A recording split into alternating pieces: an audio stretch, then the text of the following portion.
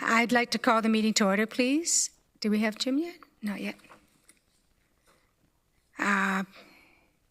So make sure you're on the license and hearing meetings in the e-scribe. Otherwise, your request to speak and voting functions will not work. All votes will be recorded, so you will need to ensure you are voting via the e-scribe. Clerks will be ensuring every vote has been recorded before we move on to the next item. I'd now like to call the meeting to order. Good afternoon. Welcome to the License and Hearing Committee meeting for May 2nd, 2024. I will now ask the clerk to call for the roll call. Thank you. Regional Chair Redman. Present. Chair Foxton. Present. Present. Councillor Nowak. Present. Councillor Hunick. Present. And Councillor Erb is running late. I'd now like to do the acknowledgement, the land acknowledgement. We acknowledge that the land on which we gather today is the traditional territory of the Haudenosaunee, the Anishinaabe, and the Chinootan peoples. We acknowledge the enduring presence of the Indigenous people with whom we share this land today, their achievements and their contributions to our community. And now, is there any declaration of pecuniary interest or general nature thereof? Seeing none. I would now like to call to Robert Heinbecker, Vice President of Waterloo Taxi Limited, to speak. Is he here? Robert, please come forward to the podium. And if you push the button on there, the green light should be on, which tells you that your speaker's on.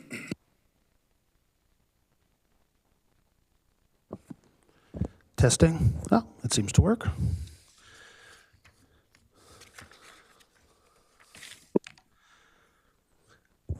Okay. Sorry, I got this all sort of written out here, so it's gonna... Good afternoon, members of the committee. My name is Robert Heinbecker, and I am the current Vice President of Waterloo Taxi, as you introduced. I am here to speak on behalf of my company today. So we will get right to the point. Our company is opposed to the $1 increase to the starting fare. We believe it should not happen at this time. 6 months ago, when the request was proposed, the economy was in a better state, and there were no new competitors in the marketplace. We feel that such an increase is no longer in our company's interests. However, the company would like to take this opportunity to discuss a larger point of concern. It is directly related to the subject of this meeting. To do so, I need to provide a little bit of history. I would like to take us back to March of 2008. The taxi industry had requested a fare increase from this body. By November of the same year, we were granted an increase. However, in the time that had passed, we had went from a booming economy to the subprime mortgage crisis that saw a major economic decline. So we were now seen in the eyes of the public to be upping our rates at a time when people were losing their jobs. In 2010, the federal and provincial governments announced that they would combine their individual sales taxes into the HST beginning July 1st. At the time, many service businesses like mechanics and hair salons, as well as taxis, were exempt from remitting provincial sales tax. For the former businesses, simply adding the extra 8% was not a hardship. But unlike those businesses, sales tax was already rolled into our taxi meters. To compensate for the extra remittance, we would need to increase the rates by 8%. Our request to this body at the time was rejected. We were told that we had just had an increase. That decision had caused a lot of economic harm to individual owners, and it would be another 17 months before we were granted an increase in November of 2011. Moving 10 years forward to 2021, it was in this year that the taxi industry received a welcome increase, but this was too long a gap in time because our expenses had continued to rise during that decade. In 2022, another increase was given to the taxi industry in order to deal with the high gasoline prices. Our company did not agree with the increase and decided not to implement it. We based our decision on an interpretation of the bylaw that allowed a company to charge below the metered rates. We were soon informed that we had to increase the rates on our meters and offer discounts independently. Moving into the present, it is worth mentioning that in the process of considering this increase, an unfortunate error had occurred, and that error had led to the 4 taxi companies believing that the increase had been approved, even though it had not. This led to confusion and management scrambling to implement the increase and then retract it. The reason for bringing up the past is to illustrate an important point. that individual taxi companies are best suited to make decisions on their own pricing. What may work for a company such as Golden Triangle might not work for a company like ours, Waterloo Taxi. It makes no sense that the taxi industry must submit to a 6 to 9 month process while our competitors can literally, minute to minute, change their rates. This brings me to our main point, the taxi bylaw. The taxi bylaw that allows this kind of governance was last adjusted in December of 2016 in order to allow rideshare companies to enter the marketplace legitimately. This body made a commitment at that time to review this bylaw in 2019, but normal delays and a pandemic have pushed it back by years. We now stand at 7.5 years since the last change, and we do not want to mark its 8th anniversary with no talks or negotiations. Pricing is one of many issues that need to be discussed and changed. Therefore, Waterloo Taxi requests from this body a review of the taxi bylaw to begin this year that will include all taxi, limousine, and rideshare companies in order to hammer out a fair bylaw for everyone involved, because what we have now is not fair. Thank you for your time. Are there any questions? I don't see any hands Chair up. Buxton. Or comments? Chantel, go ahead. Sorry, I have a question. Just my e-scribe is not working properly. Thank you for coming in today. And I understand that you believe that the increase is not warranted at this time, and that's very valuable feedback. So thank you for sharing it. Do you have an opinion as to whether there should be a minimum or a maximum, or in terms of if and when there is a drop rate increase, should it be stated as a minimum, maximum, or mandatory for all companies across Waterloo region? Well, we've been examining, as I mentioned, we believe that the pricing should be up to the individual companies, and that drop could be something where we could either lower it to something that we find appropriate or increase it to something we find appropriate depending on the circumstances, time of year, all these different situations that could come about. Our company is not really thinking in terms of trying to do dynamic pricing like our competitors, and now even seems fast food restaurants want to get in on that too, which I don't really think is something good for society, to be honest. But when it comes to the drop, we did back 6 months ago talk about it. We felt that the $3.50 at the time, it hadn't been touched in about 20 years, and it was probably high time to increase it a little bit. But we settled on that. We collectively settled on the mark at $4.50. To be honest, we didn't think that we would receive the $4.50. We thought it might be more closer to $4, but we were surprised to get the notice to say, hey, put up your rates. It's happening, and then it didn't happen.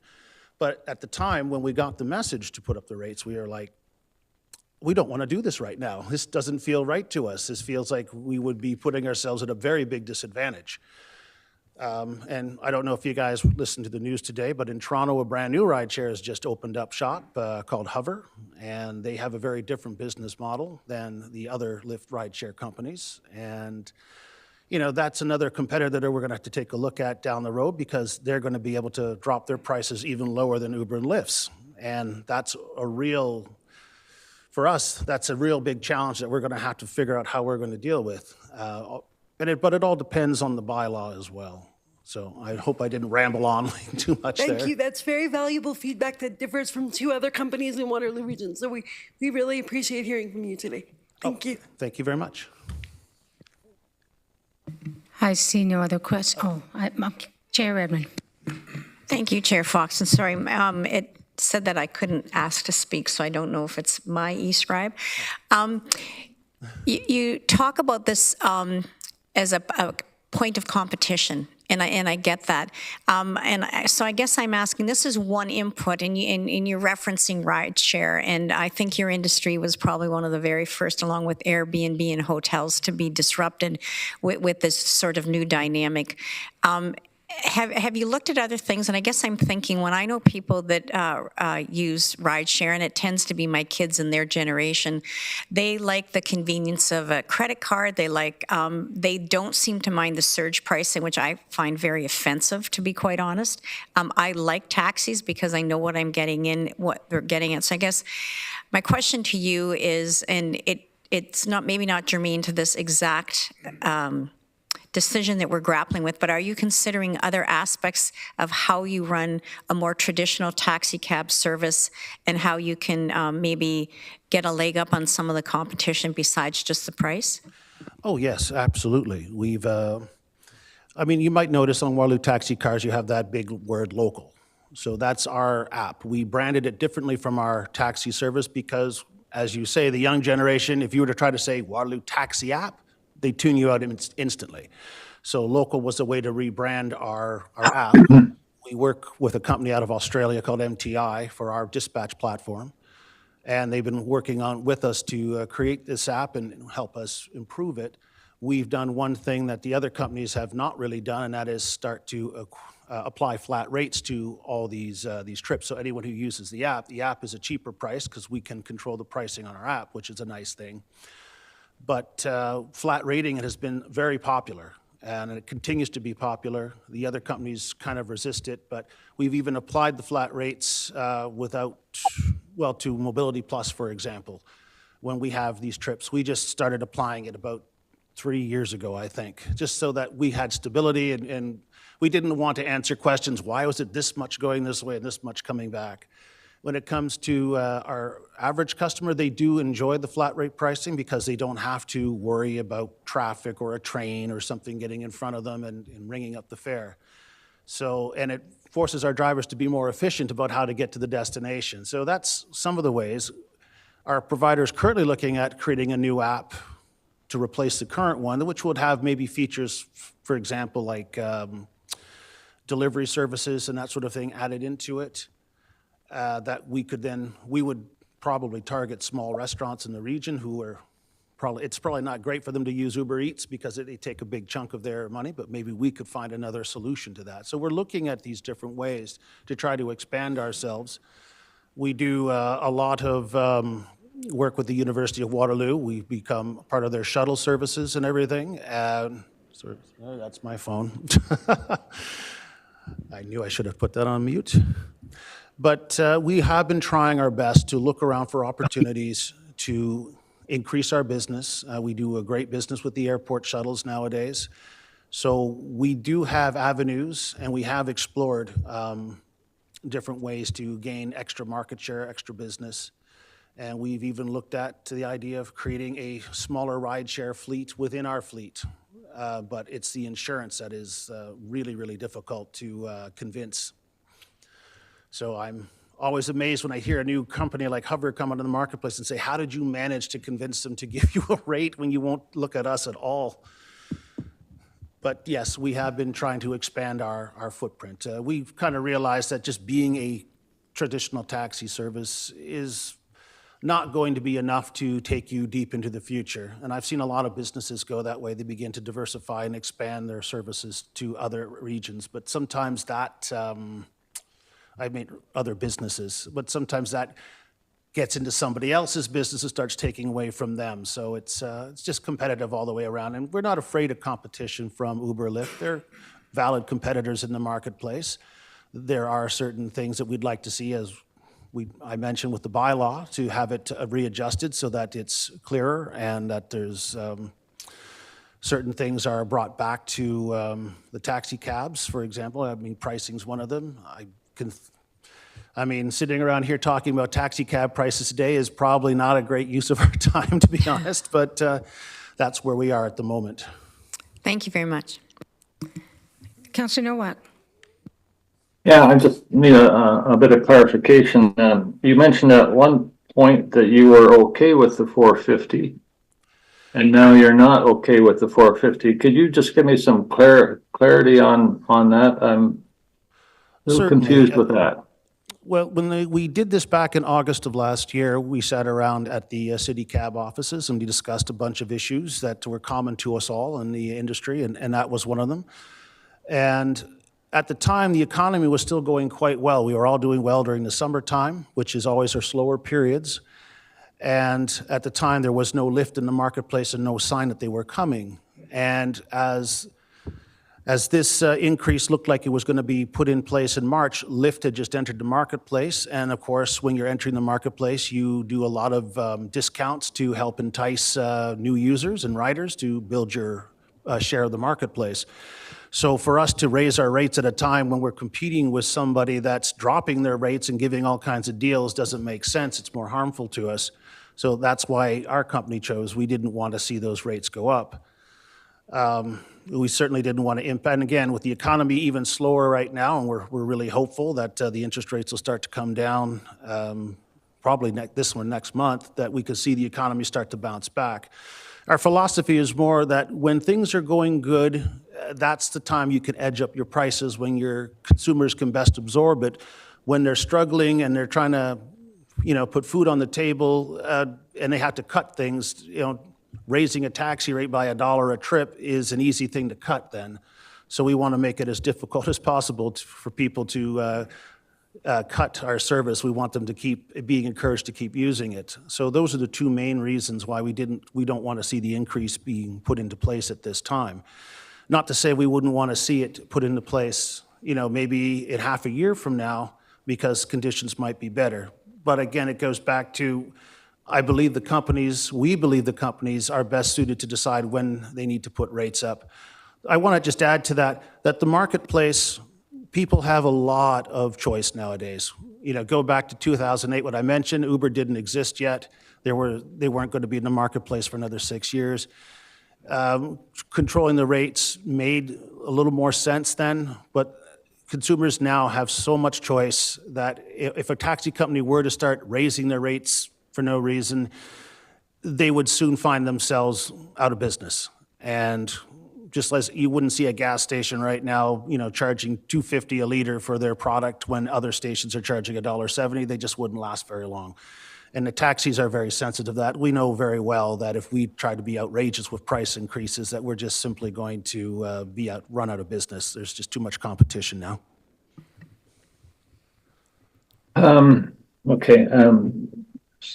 I'm just trying to, would a more phased-in approach to an increase be a little bit more acceptable to you? Would that work? I'm just thinking maybe $4 now and then $4.50 in 6 months, something to that effect, or absolute. Well, no if we had no other choice, in a phased a phased entry would be more suitable to us for sure. Again, our position is we don't want it now at all, but even say $3.70 or something, don't hit the $4 mark. Psychologically, for people, that makes a difference on their fares. They're going to notice it. So yeah, if we had to go phased, then that's easier than putting it all in at once for sure. You done, Joe? Well, we know the economy is rebounding, at least from everything that I've read, and things are going to look better, in a few months. So we'll just have to leave it at that, leave that comment there for now and see what the rest of the discussion is. Thanks. Okay, thank you. Chantel? Through the chair, you mentioned the local app and cheaper fares associated with flat rates through the app. Can people with disabilities who need accessible taxis book through the app and access the cheaper rates? Yes, they should be able to. Perfect. That was not easy to do a couple years ago. Thank you. Oh, you're welcome. Are there any questions, other questions or Yeah. comments? Go ahead, Yeah, Joe. just got my hand up. I read the report, obviously, and I'm just wondering what staff's rationale was for the increase. I don't think that that's clear in that report, or did I miss something? Staff, right here. Go ahead, Doug. Sorry, you were asking me that question? Whoever can answer it. I can. Thank you, Chair Foxton. I'm sorry? Thank you. The increase was put forward based on a request by the brokers who attended a meeting here last August. It wasn't my decision to put that forward. It wasn't something that I get involved with regarding the pricing. It's usually brought to me by the brokers. So the previous increase in 2021, as well as this increase last summer, came from your group, and that's why it ended up on the agenda. So it wasn't my independent thought to bring that forward. That was something that was brought to me to bring forward to the committee. Just need clarification. You mentioned by your group. Who's your group? That would be the Waterloo Taxi Association, which is made up of the 4 brokers. Okay. Who attended a meeting. Now, Waterloo Taxi wasn't present at that meeting. But everyone has always been open to be able to come to those meetings and to speak to it then. So I brought it forward. Any other questions or comments? I don't see any more hands up. Oh, sorry, Chair Redmond, go ahead.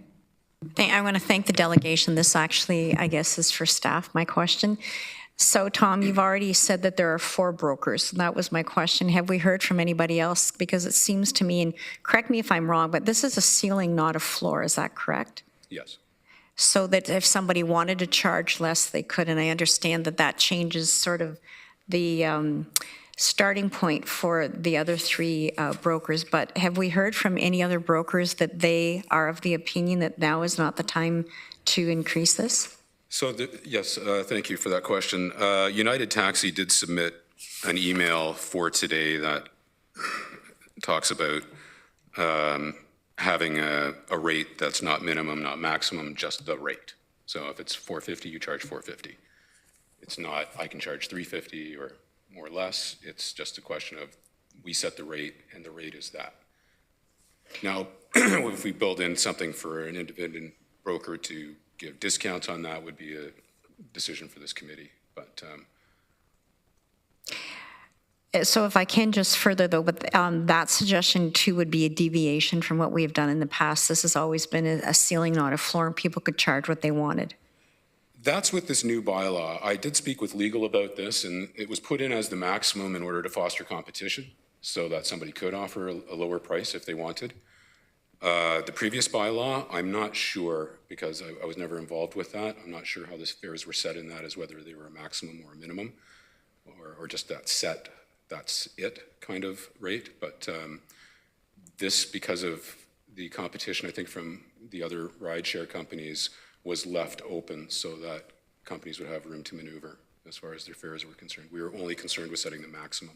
So if I can, one final question, and don't mean to belabor this, but the delegation is asking for something less than that. There's nothing to stop them from charging less than that should this go through. Is that correct? That's my understanding from legal, yes, that they can charge less. Be it by discount or by leaving it on the meter as being $3.50. It was either way. Sorry, I got one other question, if that's okay. Just the discussion of a flat rate is interesting, and I think that it probably it levels the playing field for competing with rideshare and other services that are not taxi cab services. Do we know how this would figure into a flat rate, or that would sort of be behind the scenes and the flat rate is the flat rate, and this would just be either at the maximum or some lower rate, but the patron wouldn't necessarily know that?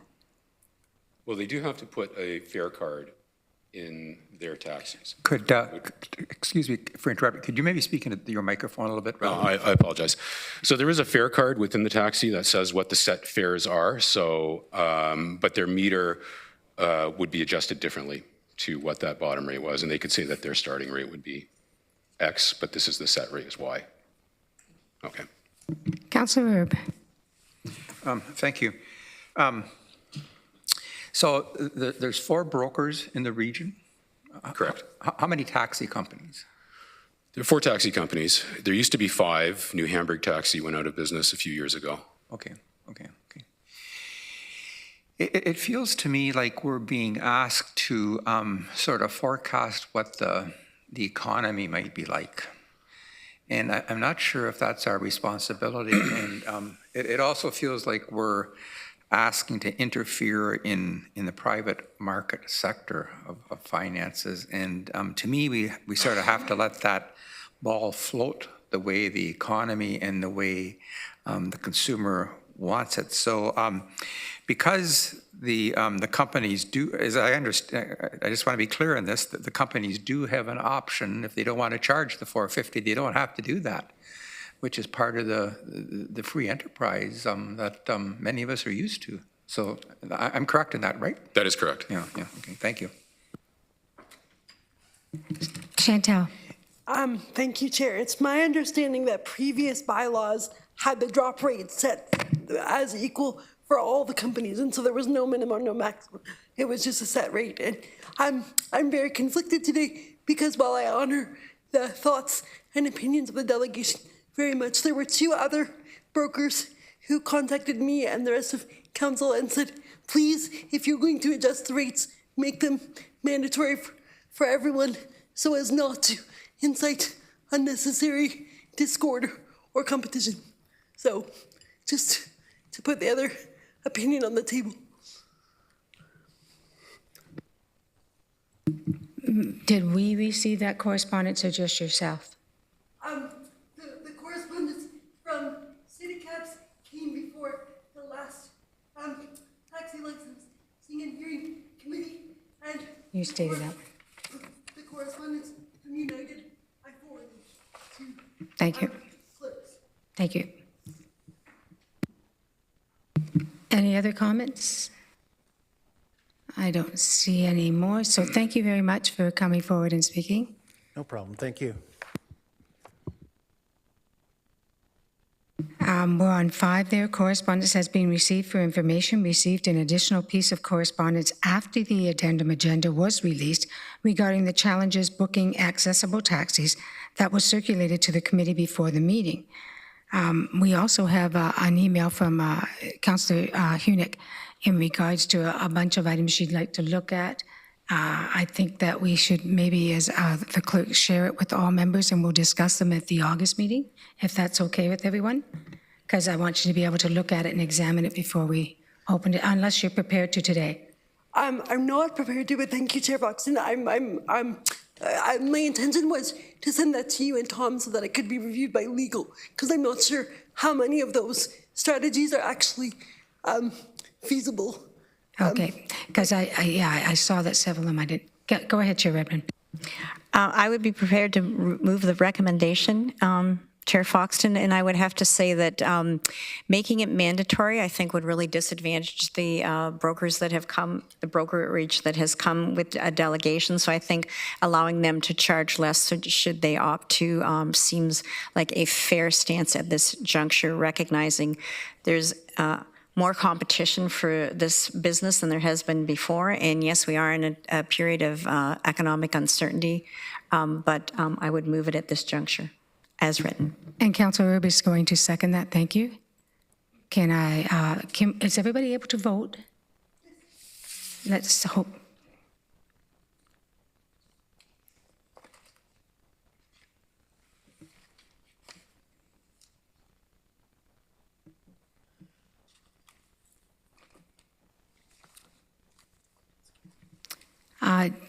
Joe's vote, yep. So that's carried. Thank you very much. And they've done that. So look, we're just moving right along here. Next is the next meeting would be August 9th. And we also, the November 27th meeting conflicts with the budget. So we reschedule that meeting. The clerks will do a poll to us to see when we will have that next meeting. And are there any other questions or comments before we adjourn? Oh, this is wonderful. I have another meeting, so I'm good. Can I have the move to adjourn, please? Councillor Nowak, Councillor Erb, Councillor Erb. All in favor? A vote, please. Oh, what's this black thing?